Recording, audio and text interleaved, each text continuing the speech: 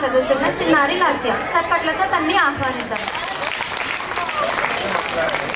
సరి చెప్తానమ్మా సరి చెప్తానే, ఉన్నది అన్నట్టు చెప్తానే, లేది లేనట్టు చెప్తానే, జరిగింది చెప్తానే, జరగబోయేది చెప్తానే, అది చెప్తానే. పలుకమ్మ పలుకు, కంచి కామాక్షి పలుకు, మధుర మీనాక్షి పలుకు, కాశీ విశాలాక్షి పలుకు, నా నోట సత్తమే పలుకునే తల్లి.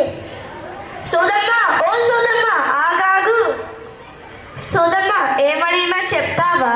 చెప్తానే తల్లి, బియ్యమున డబ్బులు చేతనం పట్టుకొని రాయే తల్లి. అలాగే సోదమ్మ, తెస్తానుండు.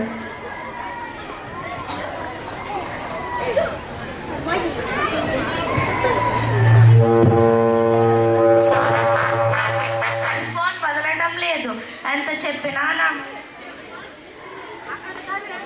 సోదమ్మ, నా బిడ్డ సెల్ ఫోన్ వదలటం లేదు, ఎంత చెప్పినా నా మాట వినడం లేదు. ఏం చెయ్యాలో చెప్పమ్మా.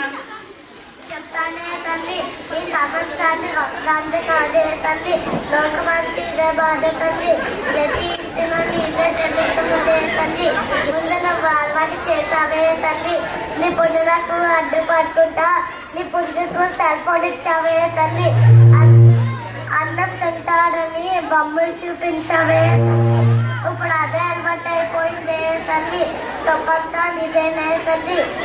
నువ్వు చెప్పింది నిజమే సోదమ్మ, తప్పంతా నాదే. ఇప్పుడు ఏం చేయాలో చెప్పు సోదమ్మ.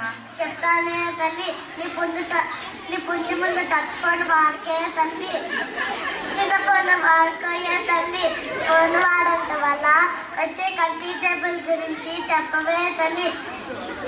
అలాగే సోదమ్మ, నేను ఈ రోజు నుండి చిన్న ఫోన్ వాడతాను.